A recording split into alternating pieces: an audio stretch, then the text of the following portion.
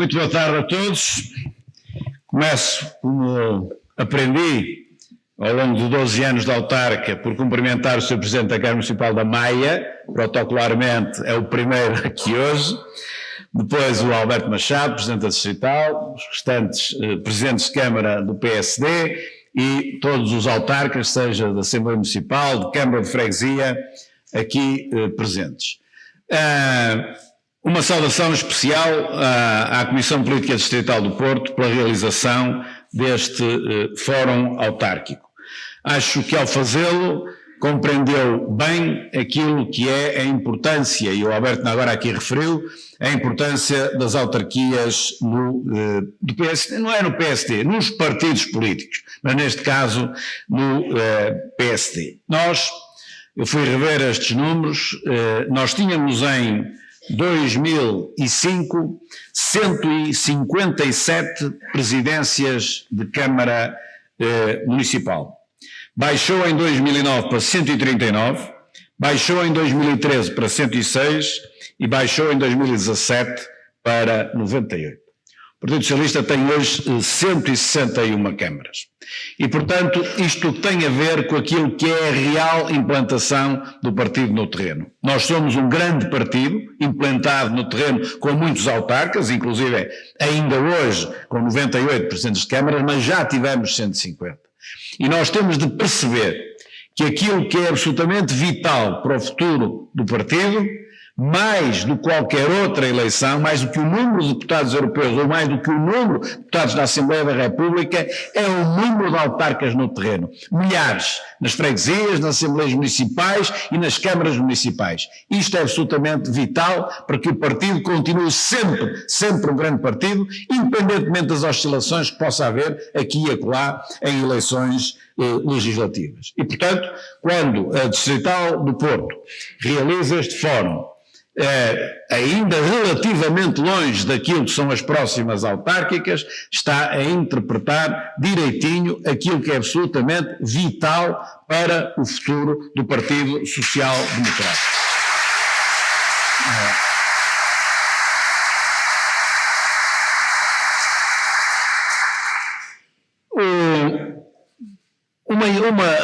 Enfim, isto aqui a situação não é exatamente igual, por exemplo, das 5 câmaras municipais que tenho aqui à minha esquerda, não é, onde nós somos poder, daquilo que são os outros municípios onde nós somos oposição.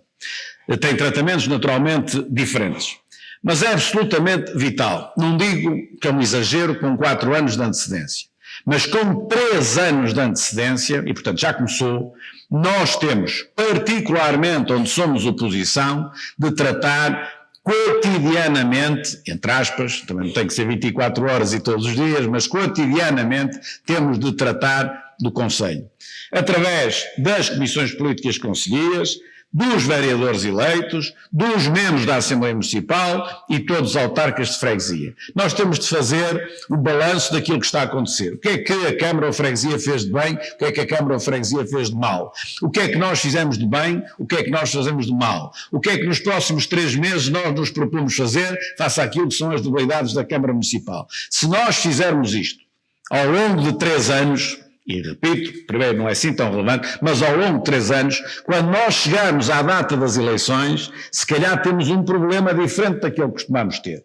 Quando nós somos oposição, muitas vezes o problema é, vamos lá ver se arranjamos um candidato que aceite ir. Se fizermos isto, se calhar chegamos lá e temos 3 ou 4 a guerrearem-se e temos de arbitrar a ver quem é que há de ir. Mas isso é da vida, olha, ainda agora tive de arbitrar também muitos que queriam ir para a lista do Parlamento Europeu e não podem ir todos. Se nós tivermos de gerir dessa forma, temos abundância de candidatos, é sinal que trabalhamos bem. E esta é que é a minha aspiração. Sem querer, não leiam por favor nisto, aquilo que já em tempos, maldosamente alguns leram, mas está a falar em 2021, o mandato dele nem sequer lá chega, ele tem é de tratar das europeias e das legislativas. Eu trato das europeias e das legislativas, mas compete a quem está agora no poder, se não for eu que estiver cá, deixar uma herança positiva para quem vier, porque se nada se fizer agora...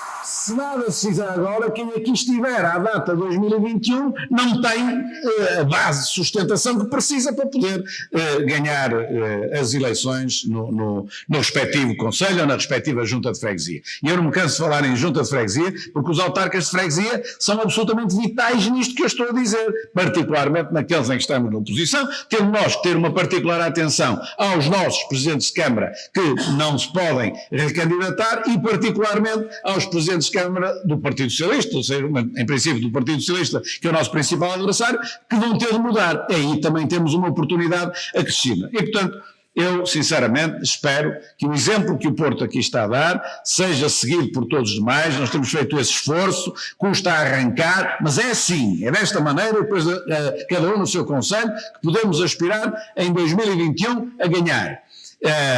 E eu digo, reparem que eu não disse a ganhar as eleições, eu disse a ganhar. E o que é a ganhar? Vamos também ser claros com isto, que eu não gosto de demagogia, nem de produzir assim uns soundbites a ir para cima. Se nós viemos de 157 até 98 em 4 eleições, em 16 anos, também não vamos aspirar, se calhar, numa só eleição, subir aquilo que deixamos em 16 anos e passar de 98 para 157. Aquilo que tem de ser a nossa aspiração é subir muito o número de autarcas que nós elegemos, a começar pelos presidentes de Câmara. Subir substancialmente. Agora, conseguir fazer numa só eleição em 2021 aquilo que foi perdido em 16 anos, vamos ter também bom senso e sentido do equilíbrio. Eu, no domingo passado, estive no encerramento da Universidade da Europa do PSD, e estava lá o presidente do Partido Popular Europeu, que é o Joseph Daul. Ia falar com ele ao almoço, diz-me ele, e eu coincido na opinião dele, o melhor cargo que há na política é de Presidente da Câmara, é de autarca e de Presidente da Câmara. A gente faz e consegue ver imediatamente, ou decide e consegue ver muito rapidamente as coisas no terreno. E eu subscrevo. Eu fui Presidente de Câmara muitos anos, uma Câmara pequenina em França, encostada à Alemanha, que tinha 1000 e poucos eleitores, aqui seria uma junta de freguesia, aí sim é mesmo uma proximidade total. A Câmara que eu presido de 12 anos é um bocadinho maior, mas isto para dizer o seguinte: quando eu escrevi aqui umas notas, então o que é que eu vou dizer no encerramento, quando dei por ela, se eu não tiver cuidado, ninguém vai jantar hoje, porque é realmente de tal forma entusiasmante ser-se autarca e ser-se Presidente de Câmara, que se começamos a puxar o fio, nunca mais largamos e ficamos aqui um tempo infinito a falar. E por isso eu vou tentar ser sintético, bastante sintético, naquilo que me poderia fazer aqui. Aliás, conto-vos uma coisa, uma vez eu fui convidado para um instituto para ir falar sobre a minha gestão na Câmara do Porto, só gestão, era a parte política, só gestão na Câmara do Porto, e quando eu dei por ela, mas podem estar sossegados, quando dei por ela, eu falei 2 horas e meia, as pessoas não saíram 2 horas e meia, que depois demorou 3 horas com mais umas perguntas. Bom, mas para vos dizer o seguinte, se nós olharmos àquilo que é o país, desde o 25 de Abril até hoje, é óbvio que o país se modernizou, se desenvolveu, e isto deve-se ao regime, mas também com um outro regime, de certeza que não estávamos hoje igual ao que estávamos em 1974. Agora, se nós fizermos um paralelo entre aquilo que foi a obra da administração central e a obra da administração local, pelo desenvolvimento do país e pela qualidade de vida das pessoas, não tenham dúvidas que o poder local é das coisas mais importantes que nós conseguimos no pós-25 de Abril. O poder local tem em Portugal uma obra notável em benefício daquilo que é a qualidade de vida das pessoas. Eu não digo das populações, porque isto atira logo um bocado para a lógica global. Não, qualidade de vida das pessoas. Se nós fizermos efetivamente esse paralelo. E dirão assim a alguns, hoje já vão dizendo menos, mas isto, eu tenho dito isto muitas vezes, isto tem de ser dito, porque isto é rigorosamente verdade. Pois, está bem, fizeram um excelente trabalho, as câmaras municipais nestes 40 e tal anos, mas está bem, mas endividaram as câmaras todas, é só com uma dívida muito grande é que conseguiram fazer isto.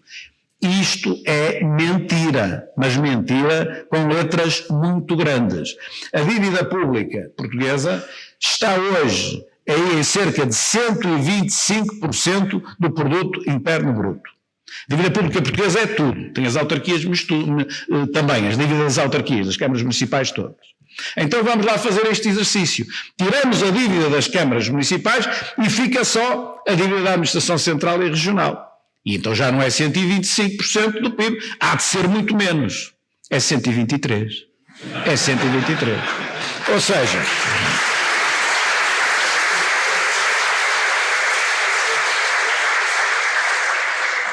a dívida das autarquias todas, e dentro destas autarquias, há autarquias bem geridas, mal geridas, geridas assim e muito mal geridas. Todas juntas, só pesam 2% do PIB.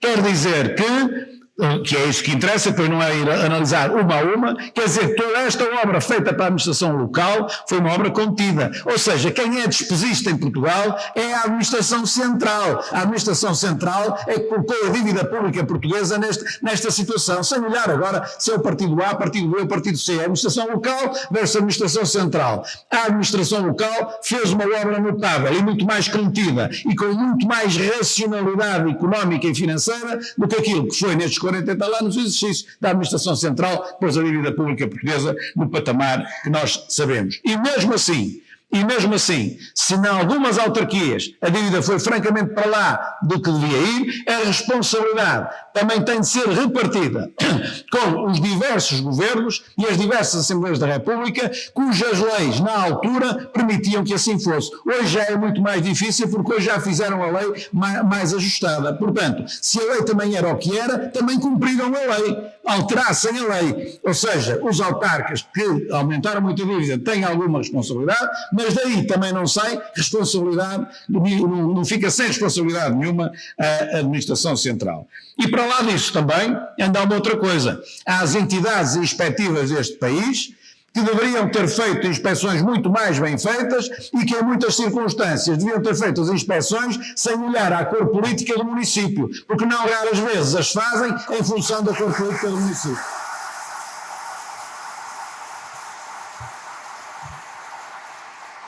Eu, quando fui autarca no Porto, tinha fama, não é, de ser gastador e de atropelar a lei e de só fazer disparates, deve ser por isso.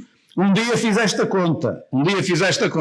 Peguei em todas as auditorias e inspeções que tinham sido feitas fiz isto bem em 2012, já não me lembro bem a data, por aí, não é? Mas albergava 10 anos ou 11 anos na altura na autarquia. E então, fazem uma auditoria, uma demora 3 meses, outra demora 6 meses, outra demora 8 meses, outra demora 1 mês, outra demora isto, outra demora aquilo. E eu somei esse tempo todo. Sabe quanto é que dava? 40 anos de inspeções, 40 anos, deve ser porque eu tinha fama, seguramente, de gerir mal, de endividar a autarquia e de atropelar a lei. Terá sido por isso ou terá sido por outras razões? É aí que eu digo que também, quando nós olhamos à responsabilidade das autarquias, também é preciso que as autoridades inspectivas saibam fazer as inspeções onde efetivamente devem ser feitas e não andarem entretidos com outros objetivos. Quando eu digo que as autarquias têm uma obra notável ao longo destes anos, elas tiveram diversas fases, eu não ouvi aqui o debate todo, mas ainda cheguei para ouvir referências sobre este aspecto, mais ou menos. Houve uma primeira fase, lá a seguir ao 25 de Abril, que resolveram a questão do saneamento básico, que resolveram a questão da democratização da vida do poder local, o país não estava habituado a isso, e que começaram a desenhar os primeiros PDMs. Isto representa uma época das autarquias, da política autárquica em Portugal. A seguir entramos numa segunda fase, onde nós tivemos os equipamentos sociais, os equipamentos culturais, os equipamentos desportivos, e é nessa fase que também conhecemos uma expansão urbanística, onde se cometeram os maiores erros no quadro da política local. Há municípios que fizeram erros brutais no quadro da política urbanística e que condicionaram a qualidade de vida dos cidadãos. Não foi tudo, naturalmente, um mar de rosas. E entramos numa terceira fase, que é mais ou menos esta que estamos aqui a entrar e que correspondeu um bocado à última ronda que eu aqui ouvi há bocado, em que não nos podemos esquecer nunca da coesão social, que é um pouco o que disse o Presidente da Câmara da Trofa há bocado na sua última intervenção. É cada vez mais importante que as autarquias olhem para a questão social, é cada vez mais importante que olhem para a questão da captação do investimento, que olhem para a questão da reabilitação urbana, que é muito melhor para a qualidade de vida do que a construção nova, reabilitar, bem reabilitado, aquilo que já existe. E para lá da questão da digitalização referida pelo Presidente da Câmara da Póvoa, há dois aspectos que eu acho que vão ser no futuro relevantes, porque são fracos em Portugal por natureza, que é a questão da manutenção e a questão da fiscalização. Eu acho que isso necessariamente vai começar a ser uma maior exigência dos cidadãos no futuro. E já agora, enfim, não estamos neste momento em momento para fazer isso, mas assim que se possa agarrar na reforma do sistema político em Portugal, eu entendo que também em sede das autarquias nós deveríamos fazer alguns ajustamentos na lei, no sentido de garantir mais governabilidade, no sentido de garantir mais competência e mais transparência. Hoje, quando um vereador sai por qualquer motivo, entra ao próximo da lista. E, portanto, se numa autarquia muito pequenina isso pode não fazer assim um grande problema, numa autarquia um pouco maior é um problema. Porque não é igual se esse vereador da cultura, ou do urbanismo, ou do ambiente, ou da educação. É diferente. Requer-se capacidades diferentes às pessoas. E, portanto, uma coisa é num Parlamento, seja ele municipal ou seja ele nacional, entrar o próximo da lista. Coisa completamente diferente é num órgão executivo eu ter de meter alguém num pelouro, enfim, que a pessoa não está devidamente, não é da lógica da pessoa aquele pelouro. Mas como é o próximo da lista, é aquele que tem de entrar. Isto naturalmente tem de sofrer, ou deve sofrer, um ajustamento, assim como também eu acho que devemos, continuo a achar, que devemos repensar a questão da estabilidade da governabilidade quando alguém ganha as eleições e não tem a maioria no Executivo. É uma matéria que muitas vezes foi debatida, era a mesma coisa que, à escala nacional, num governo, nós termos lá um primeiro-ministro do partido mais votado, neste caso concreto, se assim fosse a lei, para a escolha era primeiro-ministro, e depois tínhamos também lá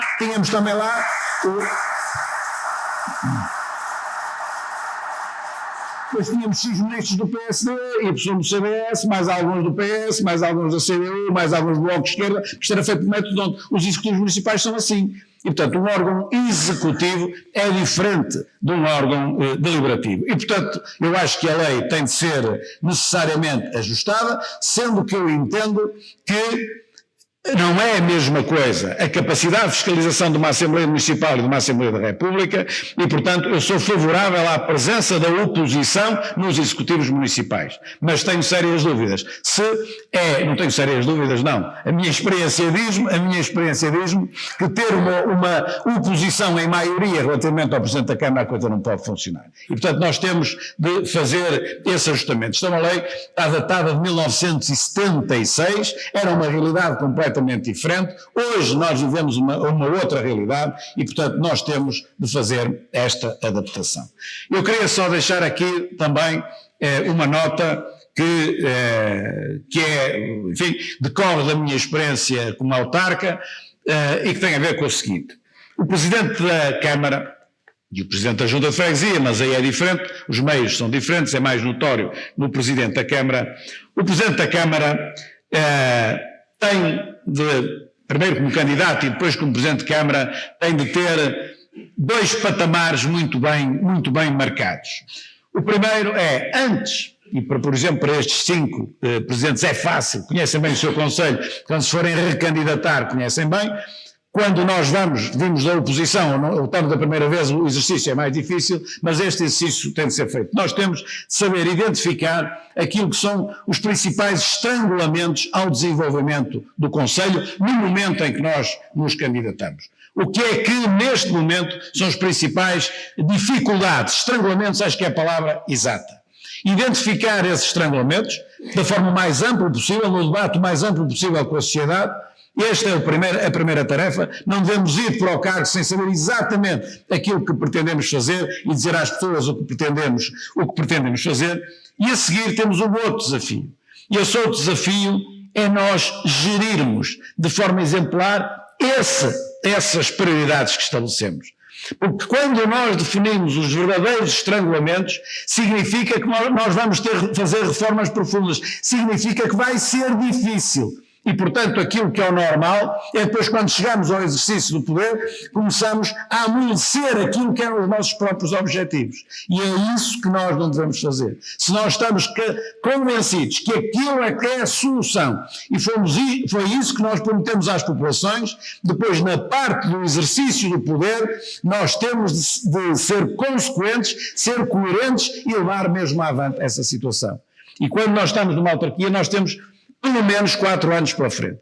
E 4 anos chega para que as pessoas, numa primeira fase, possam não entender, mas é tempo suficiente para que, com esse tempo, as pessoas entendam exatamente aquilo que se está a fazer. Que não sendo aos zigue-zagues, que é aquele o objetivo, foi aquilo que se disse e que só estamos a ser coerentes e consequentes com isso. Foi isso que a mim me aconteceu no Porto e é isso que eu acho que acontece sempre. Se não tem os 4 anos, a situação é muito mais difícil porque pode não haver tempo para as pessoas entenderem. Porque as pessoas não entendem tanto assim pelas palavras, entendem muito mais por aquilo que são os nossos atos. E temos de ter tempo para ter atos que coincidem com as palavras. Mas 4 anos, não sendo um tempo muito extenso, eu aliás acho que os mandatos devem ser de 5, já agora também, mas não sendo um tempo muito extenso, é o tempo suficiente para nós podermos dar a entender isso e garantir o desenvolvimento dos nossos municípios, justamente com base na análise, no diagnóstico que fizemos e depois sermos perfeitamente consequentes relativamente a isso. Eu já disse, por exemplo, em 2001, quando candidatei a primeira vez, só a título de exemplo, já vai quase fazer 20 anos, portanto não tem nada a ver com a realidade atual, nós definimos 3 prioridades muito claras. A coesão social, porque tinha a ver com naquilo que era política municipal, tinha a ver com a reabilitação fundamentalmente dos bairros sociais, a reabilitação das escolas e o combate à toxicodependência. Estava perfeitamente identificado como um estrangulamento ao desenvolvimento da cidade.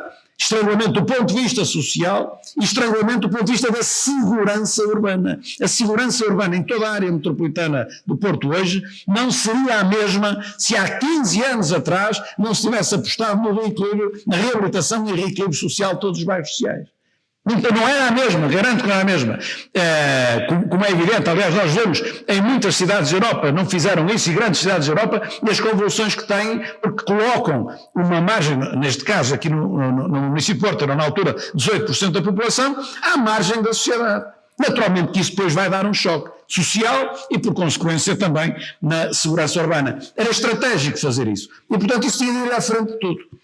O segundo, só para exemplificar aquilo que eu estou a dizer, o segundo era a reabilitação urbana. A Baixa, no caso do município onde eu estava, a Baixa completamente abandonada, sem vida rigorosamente nenhuma, era absolutamente estratégico iniciar a reabilitação, por mais difícil que fosse, mas iniciar uma estratégia de reabilitação. E depois, na altura, não interessa agora muito, o terceiro era a mobilidade, porque o metro do Porto, que hoje é o que é, na altura ainda não existia, ia começar a existir, isso foi uma revolução em toda a área metropolitana, uma revolução positiva, que naturalmente não podia passar ao lado desses objetivos.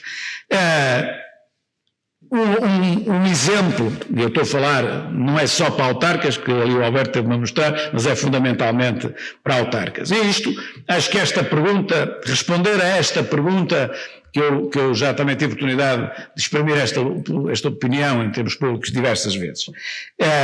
E acho que responder assim vai elucidar o que eu estou a dizer. Então, tu foste autarca há 12 anos, diz-me lá, em 12 anos que lá estiveste, qual achas que foi a decisão mais relevante que tomaste para o futuro do município que gerias? É uma pergunta que se pode fazer, pode ter resposta ou não. A pessoa pode olhar e dizer assim, se eu perguntar aos presidentes de Câmara que tem aqui à minha esquerda, que não estão no primeiro mandato, já podiam formular um bocado, pode não ser fácil, não é? Pode não ser fácil. Então, com 12 anos, então, mas eu tenho uma resposta clara para essa pergunta e tem justamente a ver com aquilo que eu agora defini. a principal decisão para o desenvolvimento do município que eu geria durante esses 12 anos, decisão que se tivesse sido diferente, o município hoje era uma coisa completamente diferente do que é, foi uma das decisões que eu fui mais contestado nesses 12 anos. Foi quando eu não deixei que o Corte Inglês se instalasse na Rotunda da Boa Vista. Das coisas que mais criticado fui, e foi a coisa mais importante para o desenvolvimento da cidade. Se em 2002 ou 2003, a altura em que era estratégico para o desenvolvimento, eu tinha há bocado referido um dos objetivos, a reabilitação do centro. Um dos objetivos. Se eu crio um polo de desenvolvimento, uma âncora de desenvolvimento no outro extremo da cidade, não tenho €1 de investimento privado no outro centro. Primeiro, porque eu estava a criar uma âncora do outro lado. Depois, de que o meu discurso era um e a minha prática era outra completamente diferente. Tem isso sido feito e hoje iam à Baixa do Porto e viam a Baixa completamente diferente. E se ela fosse completamente diferente, o Porto, por aquilo que é a dinâmica de hoje, era também completamente diferente. Isto só para ilustrar...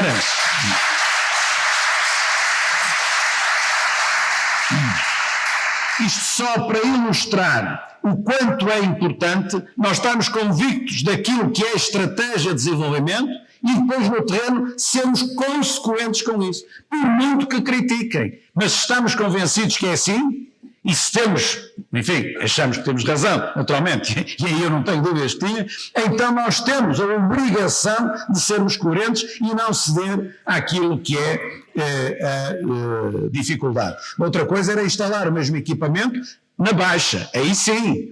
Aí era de todo o interesse. Agora, do outro lado, naquela altura, se for hoje já é completamente diferente. Mas aquilo que estrangula o município, nós temos de ver em cada momento que nós nos candidatamos. Se nós próprios queremos resolver esses estrangulamentos, é lógico que 7 ou 8 ou 9 anos depois, o estrangulamento não é aquele, é outro, senão nós falhamos. As coisas são diferentes, são dinâmicas e naturalmente evoluem. O segundo, digamos, ia usar uma palavra que não devia usar, mas é um conselho, mas conselho com S aqui, não é o conselho, conselho com S, é que o Presidente de Câmara tem de ter sempre também 2 chapéus, em minha opinião. Tem de ter um chapéu, que é o chapéu político do Presidente de Câmara, mas depois tem de ter um chapéu, que é o chapéu de gestor. Se não tiver o chapéu de gestor, vai ter muita dificuldade em conseguir levar a cabo aquilo que são as prioridades estabelecidas politicamente. Por isso, esses 2 chapéus, um como político, o político é aquele que defende as opções e convence ou procura convencer as pessoas da bondade das opções. O Presidente de Câmara, depois gestor, é aquele que a seguir vai fazer e vai pôr a máquina a andar. E é isto que o cargo que o Presidente de Câmara tem de bastante diferente de muitos outros.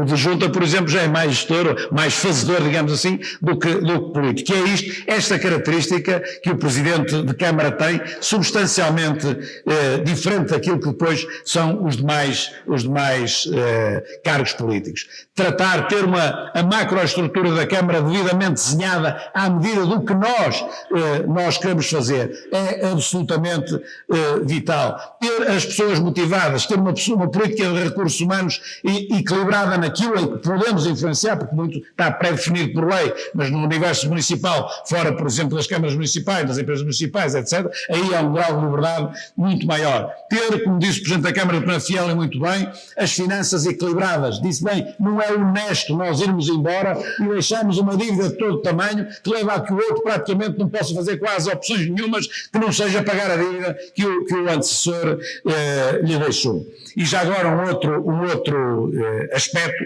que tem a ver com a gestão do património. A gestão do património em todas as câmaras é importante, umas mais que outras, nas maiores é mais importante, mas através da gestão do património, ou seja, através da gestão dos ativos, nós conseguimos economias de escala, conseguimos ganhos muito grandes. Se eu quero fazer determinada obra, é natural que eu possa alienar determinado ativo para poder ter o ativo que pretendo ter. Não quero dar agora exemplos concretos daquilo que é a minha experiência nisso, mas é uma das coisas que eu chamo a atenção para a gestão municipal, justamente essa gestão patrimonial. Nós não temos que ficar sempre com os mesmos ativos. Os ativos que temos têm de ser aquilo que nos potenciam, poder vir a ter os ativos que estrategicamente queremos ter. Finalmente, o último ponto, que aqui também já foi aflorado no curto espaço de tempo que aqui tive. Tudo isto que eu disse tem a ver com aquilo que o autarca ou os autarcas fazem. Mas há coisas que para o desenvolvimento da nossa terra não dependem só daquilo que os autarcas fazem. Depende também daquilo que não o deixam fazer, como também já ouvi aqui, neste caso acho que foi o Presidente da Câmara de Amarante, não sei, que o referiu. E eu não tenho dúvida nenhuma que aquilo que é a política centralizadora da administração central dificulta e muito aquilo que é a governação dos diversos concelhos. Não tenham dúvida nenhuma que um mau Presidente de Câmara em Lisboa consegue fazer muito mais que um excelente Presidente de Câmara de Bragança. As realidades são completamente diferentes. E por isso, aquilo que nós nos devemos bater é justamente por uma descentralização. E é por isso que assinamos com o Governo um acordo tendente à descentralização, seja para as autarquias, seja para aquilo que chamamos o patamar subnacional. Eu sei que a forma como esse acordo está a ser implementado no terreno está muito longe de ser aquilo que devia ser. Mas isto agora é a execução em concreto. O princípio político da descentralização, de dar às câmaras mais competências, porque elas têm mais capacidade de o fazer melhor, ou seja, aquilo que é o princípio da subsidiariedade, aquilo que é a proximidade leva a fazer melhor, eu sou muito mais competente a fazer aquilo que está próximo de mim, que eu entendo e que eu vejo, do que aquilo que está lá longe, por isso eu devo dar sempre o poder de executar àqueles que estão próximos e que estão em cima do problema. Nós temos um país extremamente centralizado. E vou só um pequenino exemplo para ver a diferença entre, por exemplo, um dos países mais centralizados da Europa, talvez o mais centralizado que a Alemanha e Portugal. Calhou, e como não podia deixar de ser, o Banco Central Europeu ficar na Alemanha. Bom, o Banco Central Europeu não ficou em Berlim, que é a capital da Alemanha. Ficou em Frankfurt, porque é um país descentralizado e Frankfurt tem músculo justamente para isso, é um dos centros financeiros da Europa. E, portanto, o BCE ficou em Frankfurt.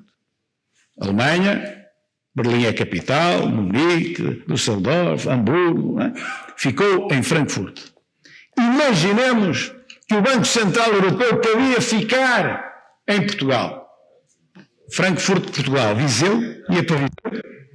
Iria para Viseu, iria para Castelo Branco, mas é isto que aconteceu na Alemanha. É Viseu, Castelo Branco, é este género. Não é propriamente Lisboa. Nós somos um país em que isso nem sequer era equacionado. Ia direto, ia imediatamente para aquilo que é a capital do país. E, portanto, nós temos de acabar com isto e nós temos de, para acabar com isto, utilizar, entre muitas outras coisas, este potencial enorme que são as autarquias. Sintetizei isto mais ou menos para evitar as tais 2 horas a falar, mas espero com isto dar a todos os que aqui estão um incentivo adicional para serem autarcas, para começarem a olhar para as autárquicas de 2021, para que outras distritais sigam o exemplo da Distrital do Porto e que nós possamos ter um país melhor. E o país melhor é um país com bons autarcas, porque, como eu digo, nestes 45 anos quase, pós 25 de Abril, o poder local foi aquele que mais fez pelas populações portuguesas. E dentro daquilo que são os autarcas ao longo de toda esta história, o PSD tem uma marca positiva muito, muito, muito grande, porque o PSD ao longo do tempo sempre foi um país das autarquias e tem de continuar a ser o país das autarquias. Muito obrigado.